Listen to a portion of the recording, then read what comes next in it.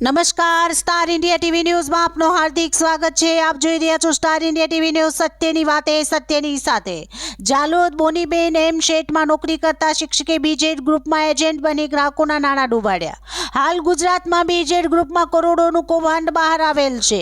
એકના ડબલ કરવાની લાલચમાં ગુજરાત તેમજ બીજા રાજ્યમાંથી બીજેડ કંપનીના અનેક એજન્ટો દ્વારા 6000 કરોડ રૂપિયા જેટલા રૂપિયા ઉઘરાવેલ હોવાનું જાણવા મળેલ છે।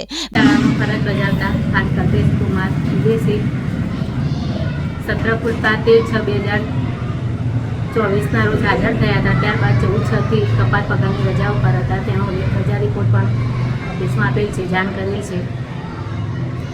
હાલ આ જે શિક્ષક ગેરહાજર છે, કયા ધોરણમાં કયા વિષયના શિક્ષક હતા અને કયા ધોરણમાં તેઓ વિદ્યાર્થીઓને ભણાવતા હતા? એ ગણિત વિજ્ઞાનના શિક્ષક હતા। અત્યારે એના અગેન્સ્ટમાં કોઈ બીજા શિક્ષક હાજર થયા છે કે શું? ના, બીજો કોઈ હતા। આપનું નામ? મમ્મી ફાતમા બેન છે। 2021થી આ ઓફિસ ખોલીને 3 વર્ષમાં ડબલ કરવાની લાલચ આપી હજારો લોકોને છેતરવામાં આવેલ છે। સીઆઈડી ક્રાઇમ દ્વારા આ અંગે વિસ્તૃત તપાસ કરવામાં આવેલ છે અને આ કૌભાંડમાં સંડોવાયેલ તમામ એજન્ટો પર તપાસ હાથ ધરી છે।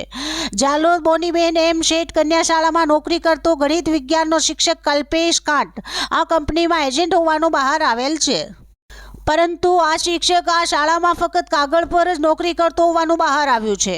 આ શિક્ષક શાળાનું નવું સત્ર ચાલુ થયું ત્યારે 13 જૂનના રોજ હાજર રહેલ હતા। ત્યારબાદ આ શિક્ષક દ્વારા કપાત રજા પર ઉતરી ગયેલ હતા, તેમજ તેઓએ આ કૌભાંડ બહાર આવ્યું ત્યાં સુધી તેઓ આ સ્કૂલમાં રજા મૂક્યા બાદ હાજર રહેલ નથી। આ શિક્ષક રજા પર ઉતર્યા પછી કેમ નથી આવતા અને બીજું શું કામ કરે છે તે પ્રત્યે સ્કૂલના પ્રિન્સિપલ સહિત દરેક શિક્ષકો અજાણ હતા।